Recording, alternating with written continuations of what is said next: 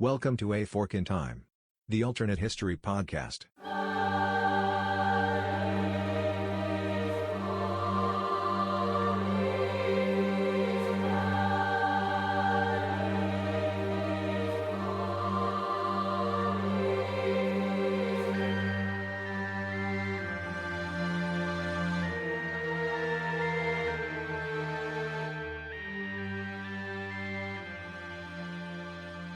Welcome back to A Fork in Time, the alternate history podcast. Don's sitting in the host chair today. And as we've often started a number of episodes, you'll hear me start this one the same way. Today we want to do a little bit something different here on A Fork in Time. And that something today is actually a very intentionally designed feedback loop to come from our listeners back to A Fork in Time. One of the things that Alexis and I have noticed, as well as I think some of our guest hosts and guest contributors as well, is that we tend to find now about 75 to 80 episodes into doing an alternate history podcast, is there definitely appears to be a set of recurring themes. And of course, we've all heard the old adage about history is doomed to repeat itself, or those that don't study it are doomed to repeat it. And it's certainly true that there seems to be common themes throughout history, because history does center around, a set of common themes related to power and the rise and fall of empires and people groups. There's no doubt that there's those types of recurring themes that exist throughout history. But one of the things that I wanted to explore, and I'll talk a little bit more about that after the break here in a moment, is trying to understand whether this is something that is unique to the way that Alexis and I and our guest contributors approach alternate history, or whether this is something that is actually ingrained in alternate history itself. So when we come back, I'm going to give a brief explanation of what we're seeking from our listener base, and we're using this episode to launch that off, particularly without focusing on any other topic. And so when we come back from this break from some of the folks that help make the show possible, explain a little bit more about what we're asking you as a listener to do and why we think it's of value. Be back in a minute. Alexis and Don taking just a quick break from the podcast here to let you know about one of the organizations that helps support the podcast, makes it possible, and that's Instacart. So in these days, Alexis, how much do you enjoy going to the store? Not a lot. Not a lot. So would it be nice if somebody went to the store with or for you? That'd be great. Yeah. So you can take advantage of the link in the show notes and get introduced to Instacart. Instacart will do that for you. They'll go do your shopping for you. They will get the items that you request. They'll even pick out things like produce, do all those things. Make it easy for you to shop now in this socially distanced, challenging world. They were a service before this, and I think they're even more valuable service now. And if you'll check out the link in the show notes, there'll be a special offer there. Normally it's around getting your first delivery for free, so you have a chance to check them out for no additional charge. So Alexis, what would you suggest that our listeners do? Definitely go check out that link. And I do want to say a couple things about Instacart. You can do multiple stores on one order, and you can also, you mentioned produce, you can get real specific with that produce. You can say, make sure you get me really green bananas. And the person who does your shopping will get you really green bananas. So it's really customizable. So definitely go check out that link for Instacart in the show notes. Good. And of course, we get some credit for that, and we get some benefit, and you get the value of the service. So we think it's a win-win. So we invite you to check out, via the show note links, Instacart. Welcome back to A Fork in Time. Hope that you stuck with us through the break and that the introduction didn't scare you off into thinking this is not an episode that I want to continue with, because as we've talked about so many times here on the podcast, our goal is to create a community of folks that are interested in alternative history and the way that it can instruct regular history. And so Alexis and I have certainly discovered that as we've been doing the podcast now for a while, I guess we're up to we're in the upper 70s in terms of episodes, that we find ourselves coming back to very often. It feels like that we're talking about the same thing, because while we've launched off into a particular event from a different fork, from a different change in terms of the actual history, we find ourselves realizing that change leads to a change in what I would call a big event in history. I'll define that a little bit more verbally here in a minute. And that once you change the big event, sort of multiple roads lead to the same, if you will, to the same freeway or to the same highway.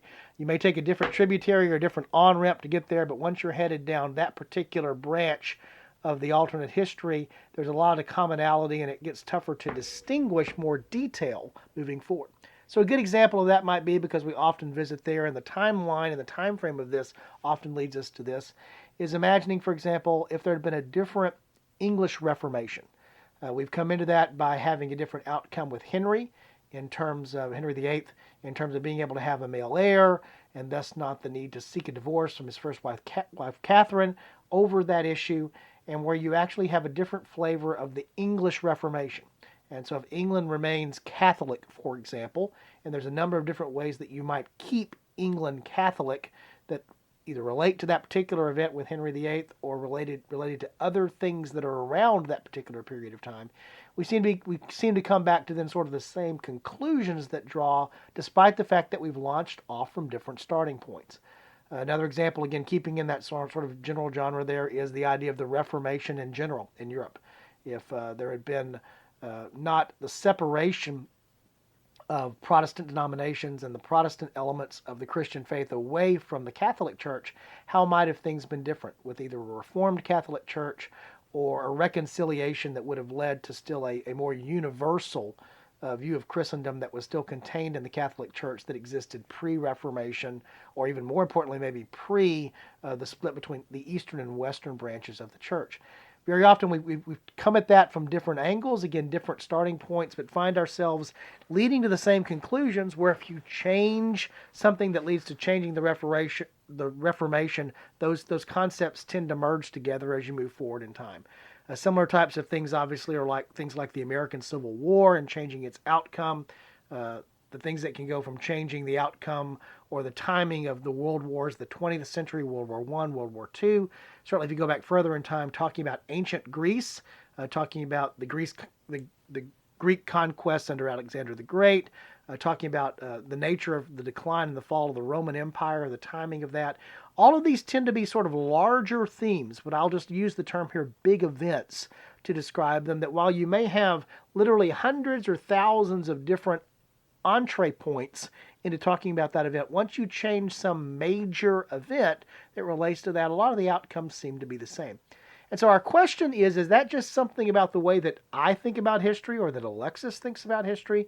Or is that something that is actually a broader theme that you as an audience, as a listener group, would agree with? And the best way we know to accomplish that is to actually put out a survey. Now, again, we already know the challenge of being a podcast, being a traditionally one-way audio medium, and that we don't have everybody who can either find the time, take the time, or is willing to take the time to come back and complete a survey for us. But by making this its own special episode, we are really putting an emphasis on getting this type of feedback from you.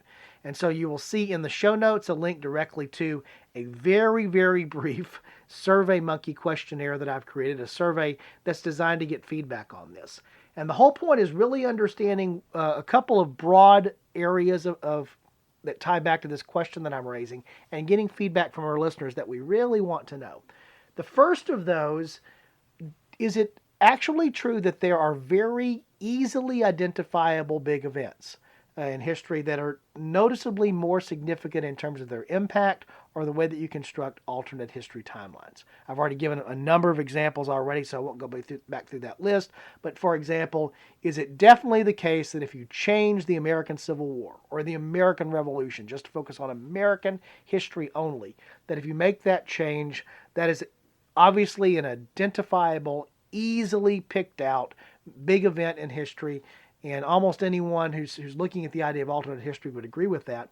Or is it the case that we have oversimplified that and not realizing that in many instances, yes, you would have made a change there, but things might not have been as different?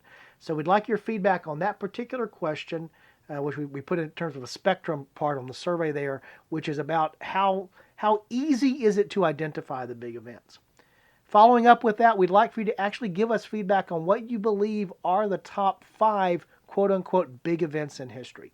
I think that we'll find a lot of overlap there, that we will have a lot of commonality to it, but I also firmly believe with the diversity of our listening audience, we're going to discover that there is disagreement on what some of those big events are. And then I'd like to come back when we share the results of this, and we'll have a separate show where we share the survey results to talk about those and what we found there that's unique or different or that's interesting. So if you could do that and help us identify what you believe are the top 5 quote-unquote big events, major theme events, if you will, in history that when you go down an alternative path have the most impact. And again, that also ties back to how easily identifiable they are. The last thing actually is looking for those sort of hidden big events. There I'm specifically, they may be something that you listed on your top 5, but which event might be one of those things that sort of obscures itself or hides itself from being readily apparent? Are there big events that we sort of forget about as being big events, either because they're just so obvious and ingrained in the flow of history that we overlook them, or that they are so obscure but yet so important that they're easily lost? I'd be very interested to know from this educated audience that I know we have for A Fork in Time what those might be, because those would be some excellent areas for us to focus future episodes on. That's part of the reason for doing that. This is also an inadvertent way of getting, obviously, topical themes moving forward, but also making sure that we avoid some of the same topical themes, not because we didn't launch from a different fork in time, but because they're so related to that common theme that they end up merging. I'll use my analogy again. They end up merging into the same roadway, regardless of which tributary that you manage to go down. And so we're really, really encouraging our listeners, if you would, to take just 5-10 minutes. Really would appreciate it to go and fill out the survey. We'll allow about a month before we'll compile back the results, but I'm very curious to see what's there. So how do you go and fill out the survey? The easiest way probably is to actually launch from the link that will be in the show notes. So you can just go there and click, and you'll be connected to it. It will certainly be prominent on our website. That's www.aforkintimepodcast.com. So you can go there and you'll easily find the link that's there. If you do go to the web, whichever way you might get there to our website, to A Fork in Time's website, we would encourage you to complete some of the other surveys that are there. Our general listener survey, there's all of the other mechanisms that we talk about, the feedback forms, etc., where we want the feedback there. It's a good time if you're doing the one survey for us here, you can do others as well. And of course, as Alexis would remind me if she were sitting here for this podcast episode, how much we still appreciate and enjoy the COVID check-in for those that check in with us from time to time. So again, today's episode is not going to be discussing a particular fork in time, but it's more of a plea to our valued regular listeners to give us some particular feedback that plays into what we do here at A Fork in Time, for us to better analyze and understand what you think about history's major themes, how they play with alternate history, and how we should approach that here from the show. So again, I appreciate you giving us a little bit of time today, and just give us a little bit more time on the side to go and do that, and we certainly would appreciate it. So this is Don signing off for today's episode of A Fork in Time, and look forward to our next episode where we'll go back to our normal process of looking at a particular moment in history and that historical what if. So next time we will encounter A Fork in Time, and we'll take it. Thanks.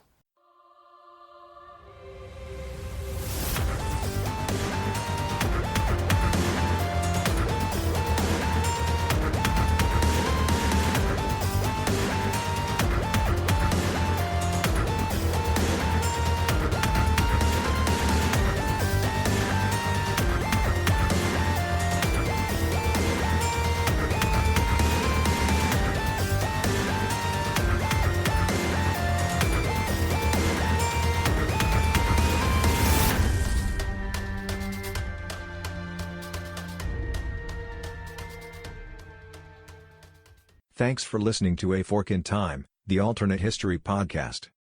Learn more about the podcast at www.aforkintimepodcast.com. Join us next time.